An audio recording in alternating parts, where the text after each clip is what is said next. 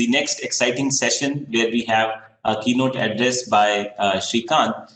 Srikanth, we are very grateful to have you, Srikanth, on this session today.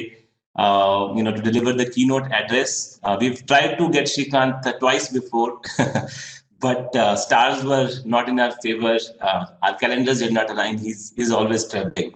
But this year, COVID has made sure that he's in his office, not on campus, but still able to be with us and speak at Himalayan Startup Trek. So thanks to the digital, the new normal that has come about. Now, Srikanth embodies in a real sense what an entrepreneur is. He saw something 20 years back and he persevered since then. He did not give up. He faced many difficulties in the last 20 years. There must have been, enough issues, fights in the team, but he wanted to make sure that companies take better decisions using data. He was working at an investment bank where every day, people take important decisions, but he said, let's back these decisions with data. Let's make the decisions more intelligent. How do we do that?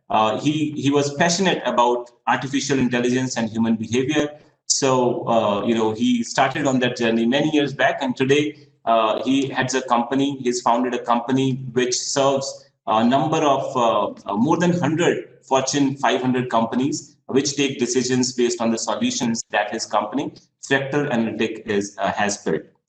Srikanth was awarded a prestigious IIM Ahmedabad Young Alumni Achievers Award in 2019 in the entrepreneurship category. He is India's leading light in AI-based solutions. He has been a thought partner of global corporations as they have embraced analytics to improve the decision making. He is an alumni of IIT Delhi. I think I don't need to speak more. Srikanth, thank you very much for joining us today. I welcome you to this keynote session. Please take over and deliver the keynote address. Thank you very much. I request the tech team to give the presenter's right to Srikanth. Thank you, Dr. Puran Singh, for this very warm and very generous introduction. I don't deserve it. I'm grateful for the opportunity to be here. And as you all know, AI is beginning to change the world quite dramatically. I think many years ago, Mark Andreessen said software is eating the world. And recently someone added something to that. They said AI is eating software. So really a lot of changes in tech are happening. And lest you think that this is a slow change, just think about what was happening in 1903. This is the picture from the Fifth Avenue, New York on 1903. You can see a whole host of horse-driven carriages, right? And a short 10 years later, exactly 10 years later, this is the picture of the same avenue, full of cars, because in those 10 years, anybody who was in the horse business had lost a lot of money, and anybody in the cars business were beginning to make a lot of money, right? So tech can change the world very rapidly. And we may think that incredible technological shifts are happening today, but it's, this has been happening for many, many years. And in some ways, in many ways, we actually need this tech to change, to accelerate. Because if you think about the world economy over the last 50 years, it has grown by an average of 3.5%. And half of that is because of productivity growth, and half of that is because of employment growth. In the next 50 years, employment growth is not likely to happen because a whole host of countries around the world are actually going to decrease in population terms. India actually will be one of the few countries which will supply 91 million to the workforce. In the next 10 years, we'll supply 91 million more people to the workforce. Rest of the G20 countries are actually going to suffer a net decline of workforce, including the US, if you include China, all of them put together. So if employment growth is not going to happen, how does the world grow faster? Only through productivity growth. And what are the productivity growth solutions that we have today? We don't have any solutions, because actually the productivity growth across the globe has actually declined over the years. The really big solution is tech and AI. That's really what it is. It's tech, and tech largely means now AI. And that's where actually the world really needs that kind of a technological innovation. And I'm grateful that I'm in front of all of you people who are actually, defining the new tech for the new millennium, right? I have met a bunch of the startups yesterday. It was exciting to see the energy, the passion, the willingness to do anything, and the willingness to bring AI. And I see that every business is an AI business these days, right? And just to motivate you further, I want to tell you about this engineer, who his name is Makoto Koike. He visited his parents a few years back. His parents are Japanese farmers, and they've been farming for the last 50 years. And he was very concerned about his mother, because his mother was sorting all the cucumbers in her field, in her farm. These cucumbers come in 9 different varieties, because Japanese market for all things is very sophisticated.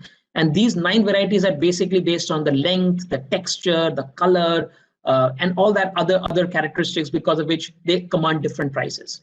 So she had to sort them manually into these 9 different varieties, right? She thought of using, temporary workforce to do that. It's a seasonal crop, so only a temporary workforce. By the time you take to train them, it's too late and the season is over, right? So it didn't work out. So she was manually sorting these cucumbers every year. So Makoto decided he can help. He said, I'm learning about AI, maybe something I can do. So what he did was he took 5,000 pictures of cucumbers, and he got his mother to, sort of grade those cucumbers into those 9 different varieties. He put a TensorFlow algorithm to train those images, and then he put some technology to get this whole thing going. And the result is 70% accuracy in the first pass. Let's see what the solution looks like, okay? As the cucumbers come from the lot, the camera, if you're on the left panel where you see Perceive, there's a camera that's actually taking a picture of the cucumber. As soon as the picture is taken, it's processed by the TensorFlow algorithm, and the right category is identified, one of the 9 categories.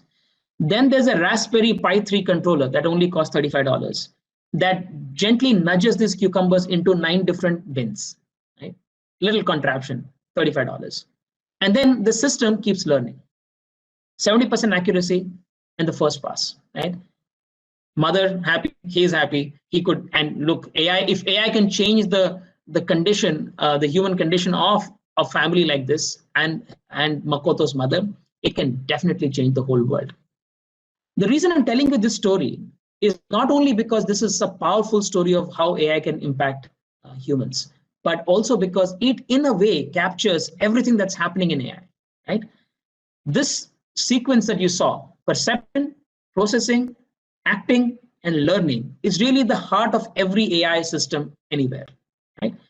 And let's understand that. What is perception? Perception is about taking in the world from all the senses, right? You see the world, you pictures, video. How do we understand and observe the world today? And how do we make sense of it? That's perception.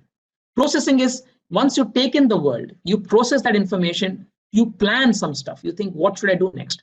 If you're thinking today, how can I go from A to B? You may open a Google Maps, right? You may think, how do I take the route? That's about planning your next steps, right? So how do you process and plan information? Then you decide. You decide to take a certain route. You take this route or that route, depending on where traffic is right now. It could be, is about decision making and then acting on those decisions, right? It could even include robotic manipulation, etc. Right? And then it's about learning, because everything that I do first, I need to continuously learn, right? Babies are born with no understanding of how to walk, but they quickly figure it out by trial and error. But they keep learning. There's a reinforcement learning, something like that, working in a child, by which she is learning every day, and eventually she starts to do walking, running, conquering the world, right? The same thing, can AI keep learning, right? If these are the 4 building blocks of all AI systems. And if you look at what is happening on each of these, if you take perception as a problem, you would have seen across image processing, video processing, across whole range of metrics, perception related problems, AI is already beating human beings in accuracy. it was 5-6 years ago when it was first matched human accuracy. Now it's beating human beings handy on many perception problems like image recognition and natural language understanding and natural language recognition. Look at speech recognition, for example, it's beating human beings. Natural language understanding, not yet, but look at GPT-3, which is coming, giving a really good run for your money, right? For any human. So that it's a lot of progress is happening on perception. Our own example here is our little startup called Cure.ai is doing a phenomenal work in healthcare space. It's got FDA approval, which essentially means it's the highest bar for quality, right? If FDA approval for figuring out a brain scan, right? A CT scan of the head and figuring out 9 different abnormalities. It has FDA approval for 4 of those conditions right now, which is a gold standard for accuracy in this, right? It is already beating human accuracy in many ways. And by the way, it's very fast as well. So perception, we're already seeing AI is beginning to beat human capabilities. On the other dimensions, not yet, but it's making rapid progress. And look at processing and planning, right? People thought, given the nature of the game of poker, it's very hard for AI to beat a human player in poker, because poker is not just about a great hand and winning that great hand. In fact, only 12% of the best hands win the game in any poker game, right? Because most of the best hands actually drop their cards, right? Pack their cards. So it's much more than just the cards and figuring out what are the best, what is the probability of it being the highest. It's about actually reading the other players and then bluffing and actually making sure that when you have a great set of cards, you are playing in such a way that you can actually win the game and win big, right? So these look like very difficult activities for AI to figure out. But it so turns out that AI is already beating human. This Pluribus AI poker system built by Facebook people is actually already significantly better than human. It has already defeated the world champion on poker, right? So processing and planning also really getting better, right? If you look at acting or decision making, here again, you can see some kinds of decision making, like for example, credit decisioning, etc. Already AI is doing a pretty good job compared to human beings. But if you look at physical manipulation, or robotics, you will see that's where AI hasn't been really good so far. So OpenAI took this challenge up, and last year they showed that this robotic arm with all kinds of obstructions, and you put a cloth on it, you put some things, you disturb it, and still is able to manipulate this cube and actually get all the sides, right? So the physical manipulation of a Rubik's cube, AI is able to do pretty well compared to human beings, right? Not beating humans, but beginning to give a serious run. So and so on, right? Even if you look at Boston Dynamics got bought this morning. Hitachi just announced that they're paying $1 billion for this robotic company, and you can see that while this doesn't have too many brains, but from a physical dexterity standpoint, there's a lot of progress that's happening within AI from an acting, right? And then if you look at learning, right, this is probably the place where human beings are still way ahead of machines, right? The fact we can learn from very small data sets. 3 examples of a tiger, and your 3-year-old daughter already know what a tiger is, right? Maybe even 2 examples of a tiger. But a machine needs 5,000 examples to learn the same thing. So there are human beings are far more efficient in learning, and they're able to transfer learnings from one domain to another. Machines are not as good yet. But look at this example of AlphaStar, built by DeepMind, right? It basically learned to play the game of StarCraft 2 all by itself, right? By playing each other, and then defeated all the expert human player in this. It not only is a problem of learning, but it has incomplete information. There's stochastic. There's a lot of different moving parts here, which makes it a difficult AI problem. But AlphaStar has won it, right? You would have also seen a great example of protein folding that DeepMind recently announced. So all in all, in each of these areas of perception, processing and planning, acting, learning, in each of these areas, AI is beginning to get better. The point is, if you bring all of them together, many of these examples, the Boston Dynamics example you saw was just, there's not much intelligence in it yet. But if you can bring all these 4 into a system, you can really start to get serious AI that is beginning to rival human capability. Yes, we are still far away from artificial general intelligence and so on, but we are not interested in that. All of you here, hopefully, are not trying to solve those kinds of problems, which probably require 20, 30 horizon and hundreds of millions of dollars or billions of dollars of funding, but you're probably picking a more focused problem. If you take a focused problem and bring these things together, you can really make AI perform better than humans, right? Having said that, you'll still see that across the board, there are some really big examples of failure of AI. AI is not always winning, right? IBM Watson, you must have seen many stories of how it has been discontinued, or it came with a lot of ambition, but it didn't work. So there is certainly a gap between the promise of AI and the performance of AI, especially as regards to the things that we are building every day. So I'm going to try to unpack that a little bit and give you some insights about what may be required there. And then I'm also going to share a little bit with you about what are some of the other ways in which you can build a successful startup. I'm not going to go into generic recommendations. We have time for Q&A in that, but I'm going to share with you some specific recommendations. Okay. The first thing I'd like to tell you is that AI is pushing the tech frontier, right? If you think about 150, 200 years ago, this was the time of industrial automation, right? This was the era of industrial revolution. And you saw mills coming in, automation coming in of that kind. You saw automated elevators coming in the 1800s and so on. Right? That's about low mission complexity, meaning it's a relatively defined and easily definable problem. And second is that the sense-making complexity, how many things to handle, how many things do I have to, source of data or piece of technology I have to handle to understand and make sense of it, was lower. So that defines the industrial revolution. Then came the information revolution, where we started to get much more complex missions and much more sense-making complexity as well. And all the things, tech innovations you've seen from the 60s all the way to 2000 were all in that realm. And then last 15 to 20 years have been about the age of AI. You've seen, I just spoke about Cure.ai, but Google Maps is brilliant in the way they're able to give you the right set of directions to take at any point of time. You have to marvel at how great it is trying to serve the whole 7 billion population of the planet and giving you precise directions with real-time traffic. It's incredible what they're able to do, right? But similarly, there's a robotic pharmacy. There is a picture here which essentially takes a prescription, reads the prescription, packs the right kinds of medicine, and gives it to the patient, so that the pharmacist can do a much better job of actually advising their patients on side effects and so on. Right? They did that the moment they realized that one prescription overdose caused by a pharmacist killed one patient. That's when they decided, this University of California, San Francisco Medical Center decided to create this robotic pharmacy. So you see a bunch of examples like these where significant sense-making complexity, significant mission complexity that AI is being able to handle. But there is that realm outside of that, right? Which is about the orange realm here, which is the human realm.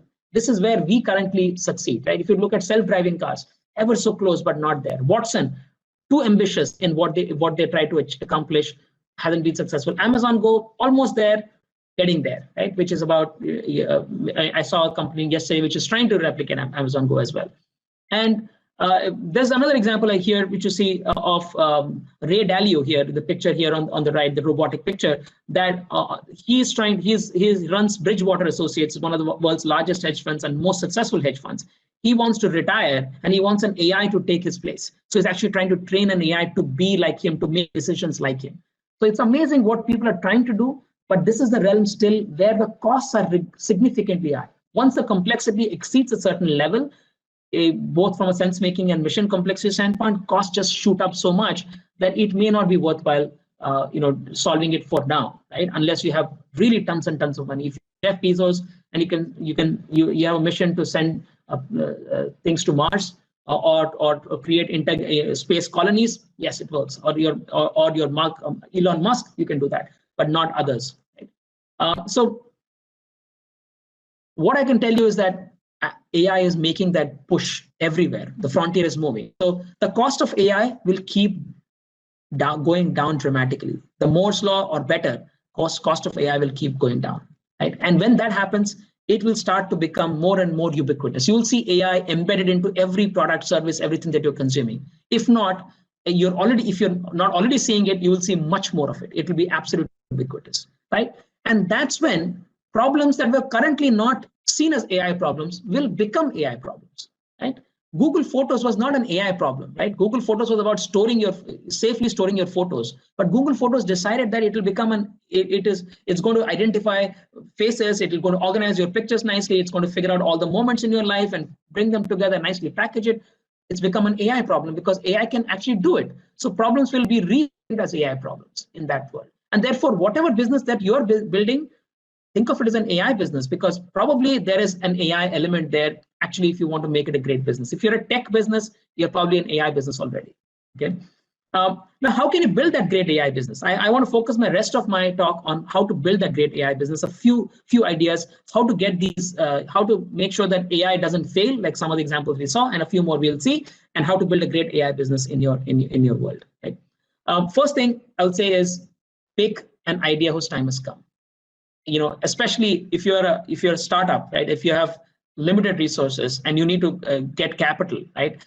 You can aim big, maybe in a second startup once you've got the first one going and you made a ton of money. But pick a problem that's in this dark blue realm rather than the orange realm. If you go into the orange realm, it's going to be harder. It's going to be harder, right? So pick a problem like that. That makes sense. Okay.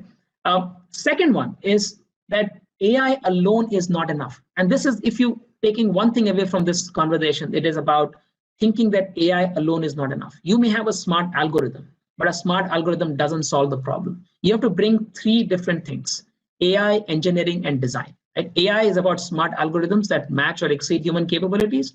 Engineering is about connecting those data pipelines so that you can enable real-time decisions, real-time stuff, right? And at scale. That's engineering, right? And most of you tech guys already know engineering is critical. Maybe some of you don't yet know that AI is critical. The third element, which is often overlooked, is the idea of design. Are we framing the right problems? Are we framing the problems right? And do we bring in a deep understanding of human behavior or domain in solving that problem? Once you get these three, that's when you can actually build a great tech business. And it's about bringing people with these capabilities and making them work very effectively with each other, which is also a challenge. Right? So let's unpack this a little bit and see what is going on here. So to give you an example where AI itself failed is this example of Tay. Microsoft launched Tay with a lot of fanfare, right? And it was a teenage chatbot on Twitter. It will basically really engage with the world and do something to be really funny and great character, etc. Right? Teenage woman, right? That was a character. Within this is as soon as she started saying hello world. And great to meet you and all that stuff. Humans are super cool and all that, right? Middle of the day, it started doing all kinds of this, right? It started being sexist and racist and so on, right? And then by the end of the day, Microsoft decided this experiment ain't working, right? They just basically cut down this experiment because they realized that this A is actually not working. It's actually getting manipulated a lot by the people, right? The AI was good.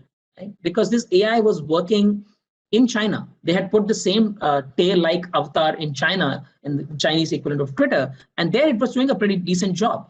But when they brought it to the free world, where people were likely to manipulate more, because China there's more information censorship and so on, it was a little easier. But if you look at the rest of the world, people just basically took the AI apart. AI was not good enough because it was not featuring in how humans will actually behave with it and how it might get manipulated. So the AI wasn't good enough, right? So when AI is not good enough, of course, probably you're not going to build a great product.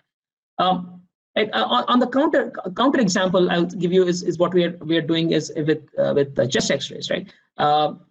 Here humans actually make much more errors, right?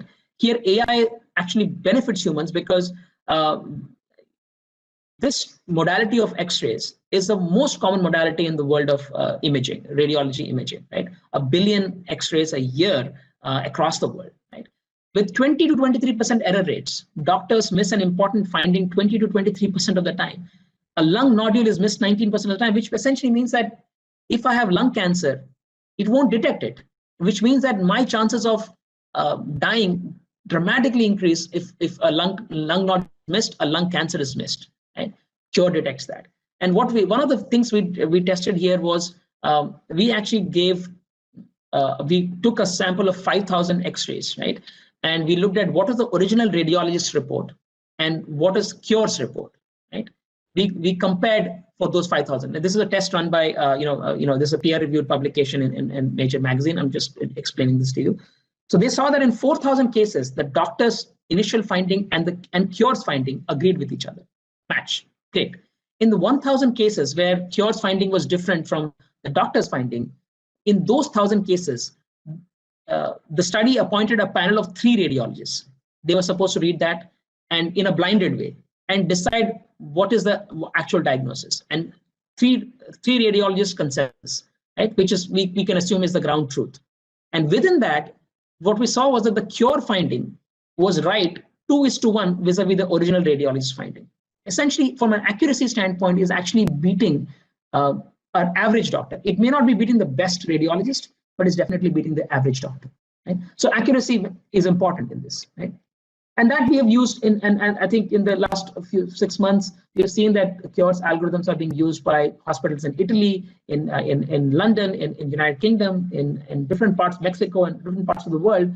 It would even detect COVID, right? It basically takes an X-ray and picks out 29 different abnormalities, and it's now being used. COVID is one of the abnormalities. We've been able to pivot it to COVID for the sake of diagnosis, and it's been very helpful. In Mumbai, for example, they've been using the Cure X-ray result to discharge patients. You may be COVID positive still after being in the hospital, but if your chest X-ray is clean as seen by the COVID X-ray, by the Cure X-ray, you're discharged. That was done in June and July so that you could free up hospital capacity so that more patients could be taken in. So these are the kinds of uses that Cure's algorithms being used. Right? Now let's talk about an engineering failure. Right? In a few years back, Google decided to figure out that Google search results are a very good indication of the flu trends. Right?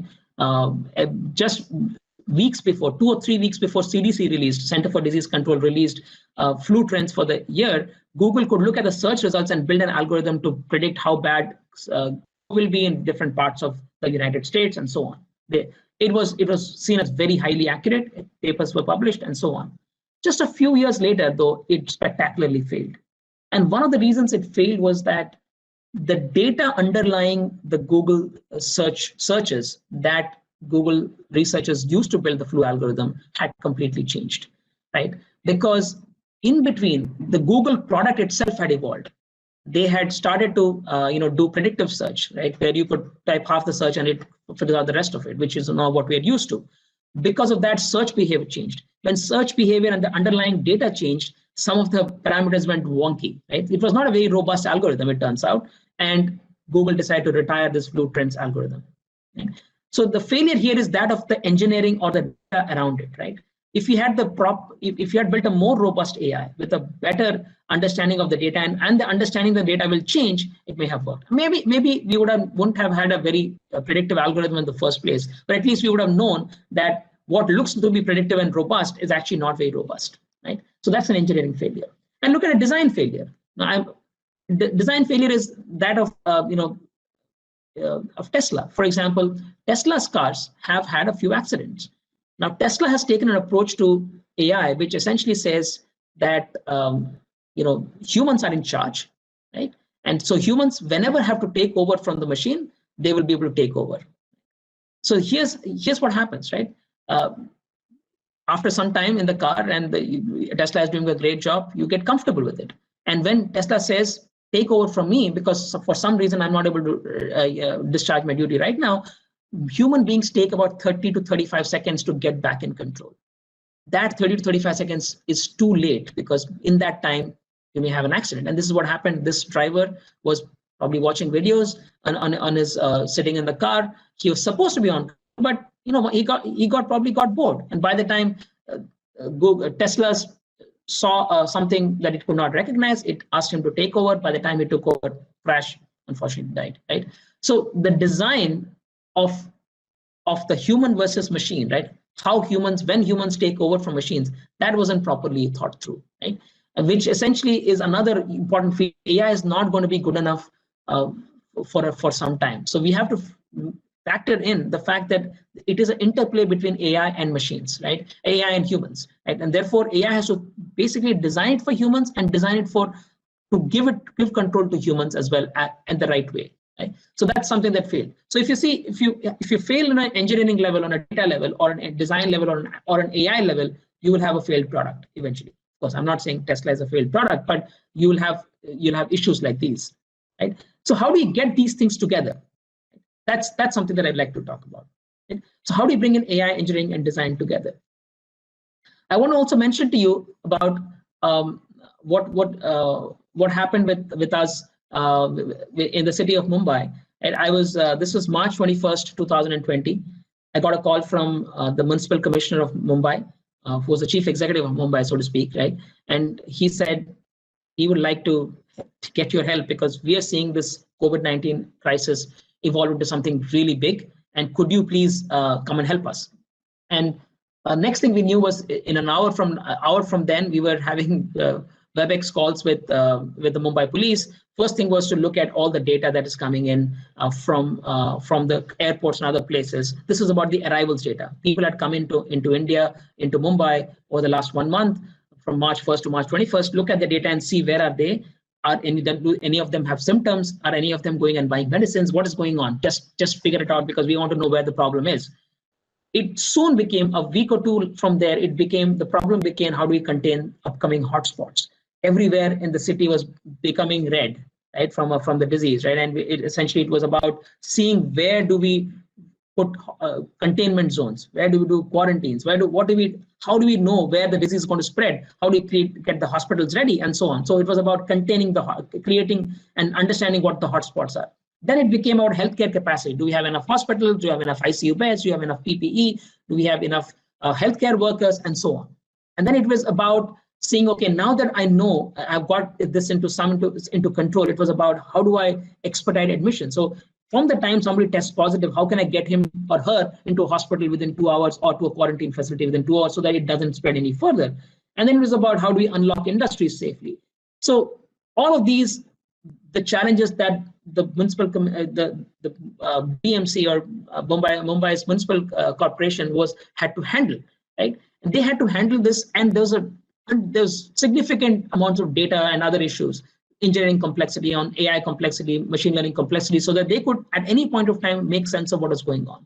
So they were solving a very evolving problem. My submission to you is that any startup that you're doing today, the problems will keep evolving similarly, right? It will not be exactly like this. It may not be as difficult as this, but do not think that whatever problem you began to solve is exactly the problem as framed initially. You will have to reframe the problems in your own world, right? From a design standpoint, right? We talked about how do you reframe problems, right? So let's look at reframing problems in another situation, right? We were asked by a major healthcare company around the world to predict medication adherence. And the idea was that, tell me who are the people who are going to take their medicines on time, because I want to go after people who won't take their medicines on time and nudge them to take their medicines, right? Because think of chronic illnesses like diabetes, hypertension, and so on. Taking medicines on time is one of the most important ways in which you can control the disease, right? And healthcare companies, like let's say insurers, pay a lot more if people are reckless with their medicines and therefore develop more complications. So it's in their interest to make sure that patients take their drugs on time. So they said, figure those people out so that we can nudge them, we can go and talk to them and get them to take their medicines on time. We built algorithms to see that based on prescription data and so on, to figure out who are not going to take their drugs on time. It turns out our best algorithm was that people who don't take their drugs on time historically will continue to not take their drugs on time. So not very insightful, right? We had a few other good things, but frankly, we said, look, we don't have a lot here. We are not able to help you in any major way. And the engagement got over. We thought of this as a failure. But what we did not do here, when I look back, is that we did not ask the question, but why do you need to predict who's not going to take their drugs on? The answer would have been, that's because we can go and reach out to them. I said, why can't I reach out to everybody? They would probably say, we can't reach out to everybody because people don't want the interruption. You could say, but what if we could do it without that much of interruption? They would say, no, it would be too expensive to reach out to everybody. The interventions are very expensive. And we could have just challenged that and seen, is that about predicting medication adherence, or is it about improving medication adherence? It turns out there was another company which took that as the problem statement. This company is called PillPack, and they built a solution where it is not about medication adherence, it's about improving medication adherence. It's not about predicting medication adherence. So what they did was they would take all your prescription data, figure out all your pills, and get all those pills, pack them into these beautiful little square sachets here. So every morning, every morning, afternoon, evening, whatever, you'll see the pill pack. You'll see the time. Just all you have to do is to open, consume. Right? Makes it very easy. The insight here is that when you make things like this easy, people are more likely to adhere to medication. Right? So they made it very easy. Think of all those elderly people or people with chronic diseases who have to take 15, 20, 25 drugs every day. Right? It's very hard for them. So pill pack made it extremely easy for them. So they reframed the problem. So if I can tell you that if you can reframe problems currently that exist in the world, and you can come with a new idea, that's how you can actually make a great billion-dollar startup. Because that's what happened to PillPack. PillPack sold this company to Amazon for $1 billion last year. Okay. So it is about bringing AI, engineering, and design together. I've given you a few examples of how to get engineering right. For example, in the COVID-19 Mumbai space, how to reframe the problems, how do you get the design right? For example, in this medication adherence example. But here, when you bring this together, it's about, from an AI lens, it's about building superior algorithms. From an engineering lens, it's about making sure that you're capturing all the data and building those pipelines. From a design lens, it's about reframing the problems and designing it to incorporate human behavior. So that's my most important insight for you. Right? Second, a couple of other insights I want to provide to you is that about talent.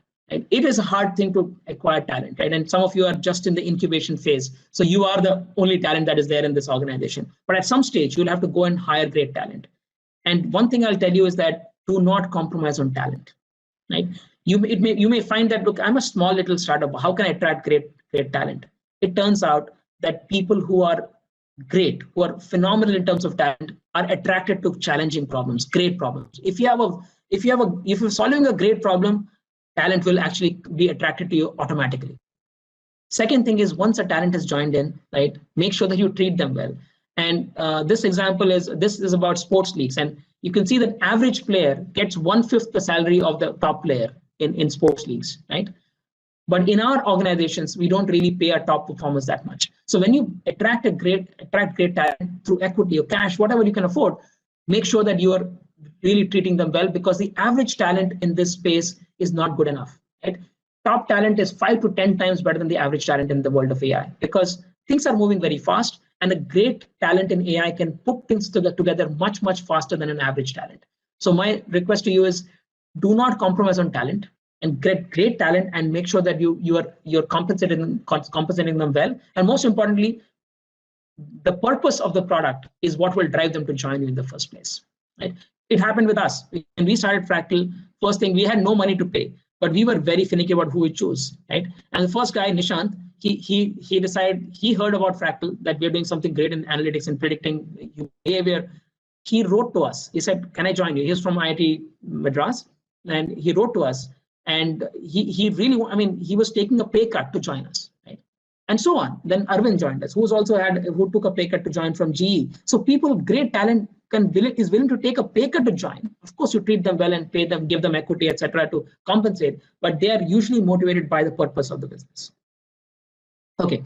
So, today also we continue to raise the bar for talent. In the last 1 year, we have made about 0.5% of people who apply to Fractal have gotten through. That's how we have set the bar for talent. And if you're a startup, your bar for talent has to be even higher. You have to really look for the topmost talent, because that's the only way you can solve problems. Okay. And really, last point I want to mention to you is that the best kind of AI is something that you don't see. Think of TikTok, right? I recently saw an AI list of top 100 AI companies, and TikTok was on that list, topmost of the list. And my question was, oh, is TikTok an AI company? It is. It actually is an AI company. It's not a video, online videos. Yes, that's what they do. But the AI is hidden behind. The real insight of TikTok, or the real beauty of TikTok, is the ability for it to actually recommend the next video, right? It really picks up not just the active data of the consumer. It takes a lot of passive data that the consumer is giving to a business, to TikTok, and use all of that to give you exactly the most addictive video that you can watch. And by the way, you don't have to choose, because the next video will play automatically. Their AI is so good that from a design standpoint, they've been able to make this innovation where you can keep watching videos, right? High level of engagement. So the great kind of AI business brings AI engineering and design together, and they're all hidden away in the background. Great design, great AI, great engineering. It just means that things work. Things just work. That's what you have to achieve. It's not about the AI that you can sell to others. It's about AI as seen and experienced by others. So I hope you build a business like that. And with that, I'd like to just hand it over to questions. Thank you. Thanks, Sri. That was quite an inspiring talk. Very interesting to hear you on all those ideas of what is going to happen, what is next, and I have a bunch of questions for you, of course. So I think some of the interesting things that you said. AI is in the background. Let me start with the latest that you said. AI is in the background. Should we be afraid? Is AI everywhere? I mean, there are a bunch of us who may not have technical background. We are enamored by the Hollywood movies, which talk about AI taking over human beings, and at the same time, intellectuals talking about no. People like you possibly would say. Or may say, you tell me what do you think, that no human being is ahead of technology. Where are you on that? What do you think is coming for us? Dr. Singh, I think that, sorry, I'm getting an echo. Yeah, I like to say that the AI is not yet there. Right? It's many, many years away from being anywhere scary where it will start to threaten us, right? That's I mean, that's a current fact, right? It's, as someone said, it's like worrying about overpopulation in Mars today, right? I mean, we are not yet even close to reaching Mars, let alone set a colony there, and then overpopulation. So it's a little far out. Having said that, AI is already very powerful and is already making a host of decisions that could be disadvantaging people, right? Fairness in AI, the whole area of responsible AI, it's getting a lot of research attention. You would have seen that the recent controversy of Google firing one of its researchers because of the paper she wrote on responsible AI. But responsible AI is a very, very important and hot topic of research across the board. How do you design it for fairness? How do you design it for lack of bias? How do you design it for understanding human behavior? How do you make sure that it's transparent, it's explainable? There are multiple dimensions of AI that are already important. And I would sort of encourage all entrepreneurs here to not ignore that topic, right? Especially if you're collecting data. If you have more than 100,000 customers or you have more than 1,000 employees, I would say that you have to start worrying about responsible AI in a very big way, because you're collecting very valuable information. And you may be making decisions which may disadvantage some people more than the others. So it's important. I mean, as an example, Amazon built a recruitment system with 10 years of recruitment data. It turned out that it was biased against women, and because historically that was what was happening. So anybody who's from it said women's college in the resume, it would basically pick and basically have a lower likelihood of getting qualified, right? Getting shortlisted. So these things do happen, and we have to be careful about that.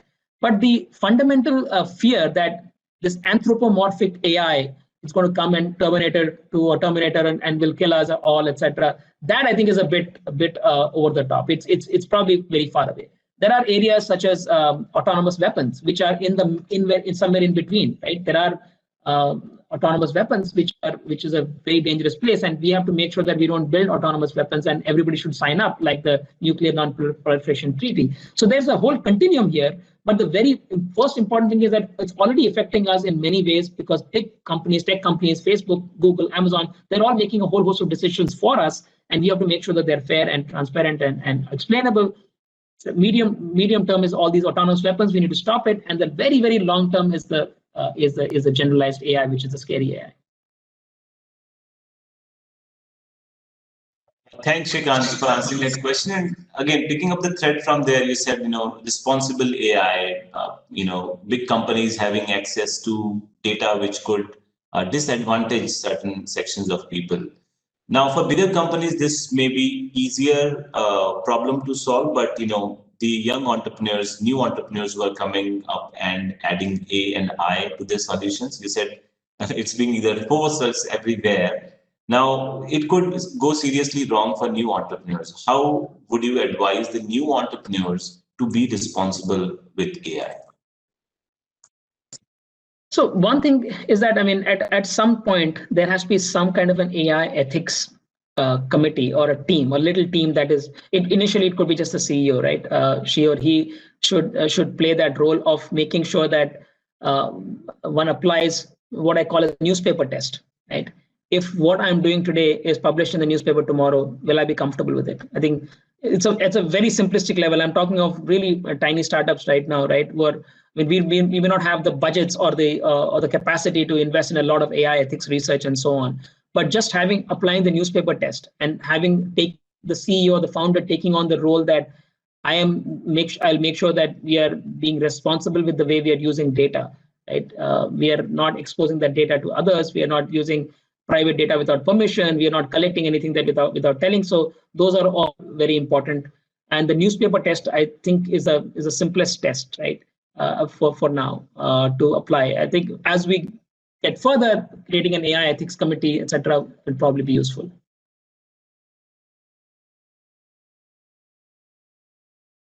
Thanks, Srikanth.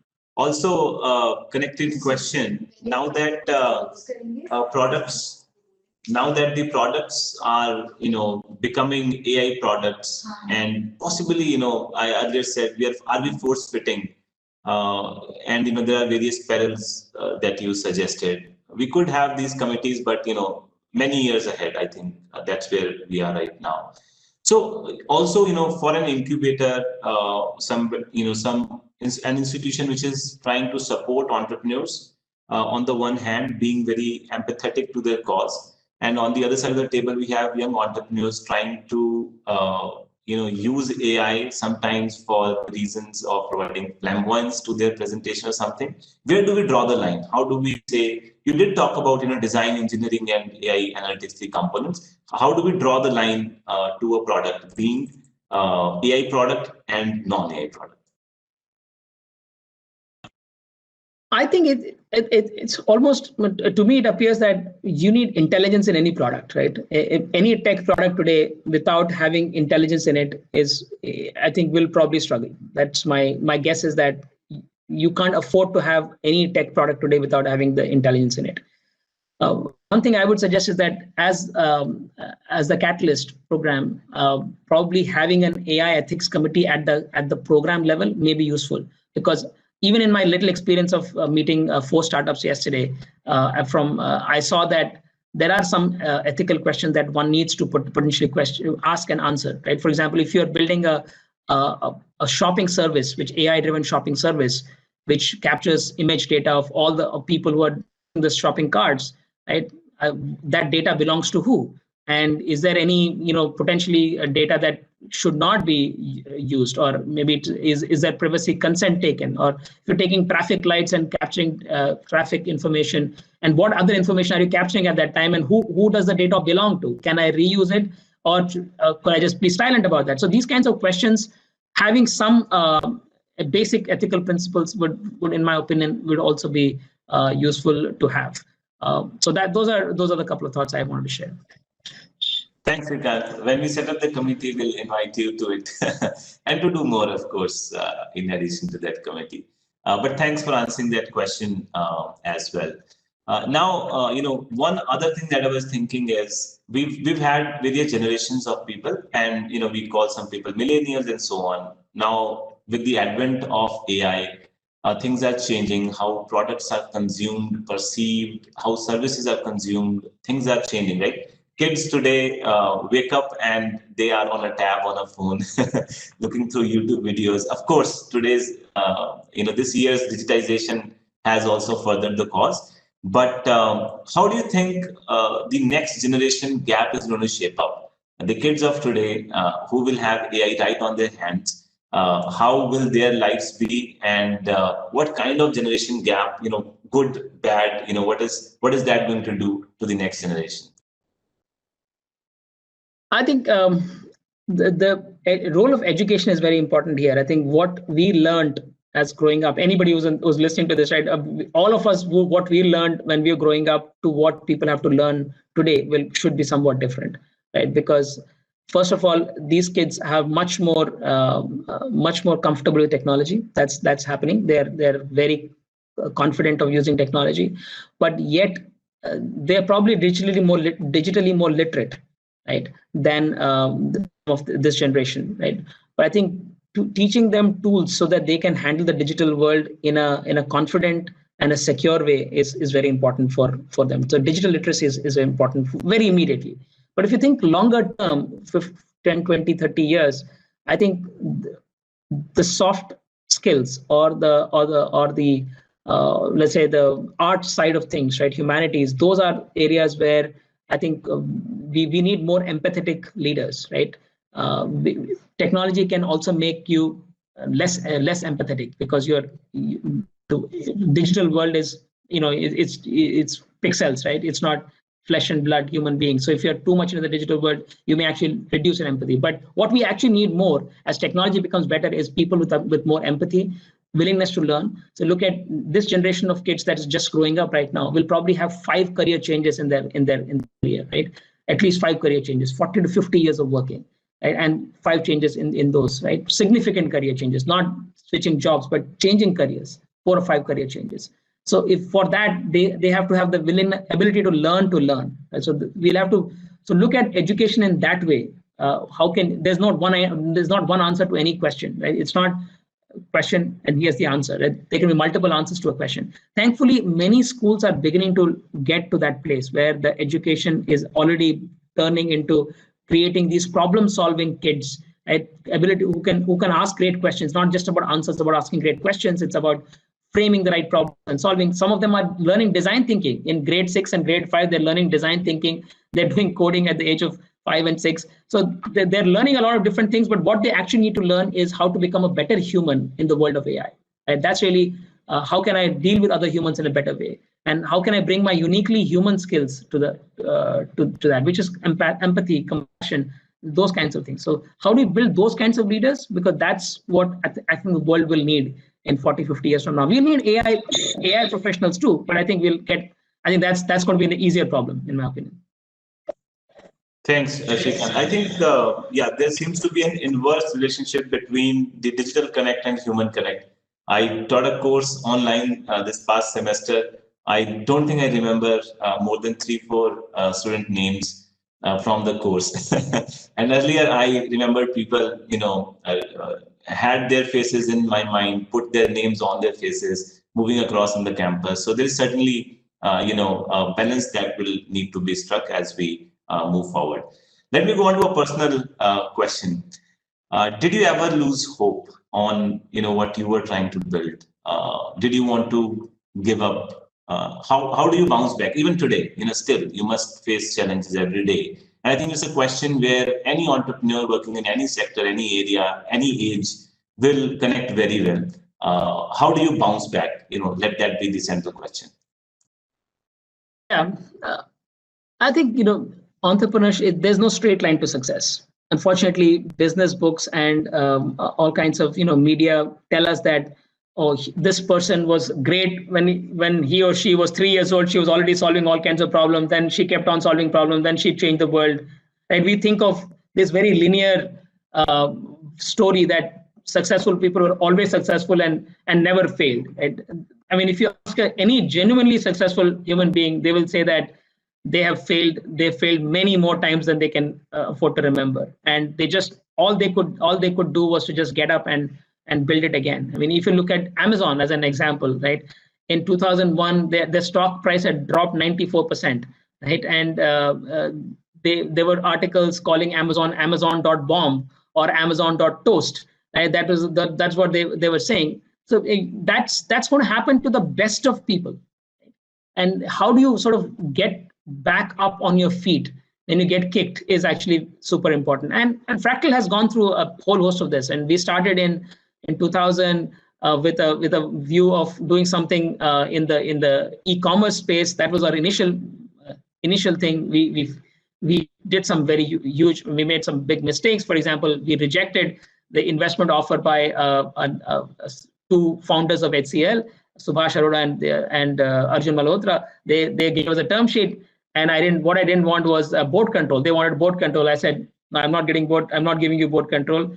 I mean, they found me, they said, okay, we're not going to engage with you. And then the next month, stock market crashed across the world. And we basically didn't have any money for anything. So for 12 months, or actually 15 months, I did not draw a single rupee of salary. I was already on student loans.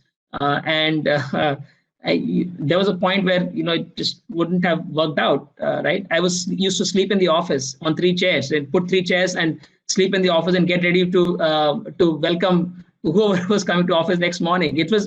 I mean, that was what it was. The first year of working, so incredible struggles in the first year, and the only thing was that, look, I was just determined to get through it, right? And we pivoted the business. We said, we did some soul searching, and we said, we will figure out how to use math for better buying decisions. We were initially helping consumers make better buying decisions. It was always about decisions, but we pivoted that to saying, how do we use analytics to help businesses make better decisions? So we made that pivot, and we got a few lucky breaks. But that was the first initial hiccups. But as the company kept growing, at every stage of the company, I can see that we had to bet everything and risk dying and come out of it somehow, right? And most importantly, it was about resilience. I think if I would look at any entrepreneur, that is the one thing characteristic that probably is the most predictive of future success: resilience and ability to get up on your feet. And can you still be optimistic, and can you still lead your troops while you are down and out, right? That's really what is important. Thanks, Srikanth. I think I hope the startups are taking note. Resilience is the key word. We have, Karthik and Ria waiting on for the next session, but I'm sure they're enjoying the Q&A as well. I'll go on to maybe one or two last questions, Srikanth. On the, personal front, you did say resilience, that's more formal. Let's talk about what else do you do? Music? Could we fix you up for a badminton match when you come to campus whenever we get you here? What does make the mood lighter for you? All the heavy AI stuff and everything. Well, AI is fun. I mean, AI is a lot of fun. Actually, I mean, I find that. I mean, maybe I could say that if something is heavy and boring, I mean, I won't have lasted this long. Right? It's impossible. Finding that zone is important, which is a combination of what I say is pleasure, meaning, and strength. It has to be fun, because you can't do something, spend 18 hours a day or 15 hours a day on something that is inherently not fun, where you're not getting some joy, right? But second is meaning. Are you changing the world in some meaningful way? Can you look at this and say that, okay, I'm making an impact to this world in some way? And it's about how you feel. It's not about what you do, but how you're interpreting what you do, right? And then, is it an area of your strength? So when you have these three, then you can. It's work is fun every day. It's play. Work is play every day. So I think this is my playground. It's not. I don't think of this as dull or boring or anything like that. I enjoy the idea of building an institution that lasts the test of time. I really relish that every minute. Having said that, I mean, I also enjoy reading. I read about 50 books a year, and also read a lot with my daughter. So if I have spare time, I'm either walking and doing some yoga or doing some reading. These days, I've got a little bit interest in meditation. I can sing, but I don't think you would want to hear that. Okay, towards the end, I got the answers. I got the keywords I was looking for: yoga, music, books, walking. Great. Thank you very much. I think it was a delightful session, Srikanth. Thank you for spending time on this. And we hope we can have you on campus. We've tried last couple of years. We finally have you on digital. I hope we will convert you in person the next time we have the opportunity. Thank you so much for answering the questions, for providing your insights to the young entrepreneurs who are listening in on Himalayan Startup Tech 2020. Thank you very much, Srikanth. Thank you for welcoming me, and I'm looking forward to being there next time.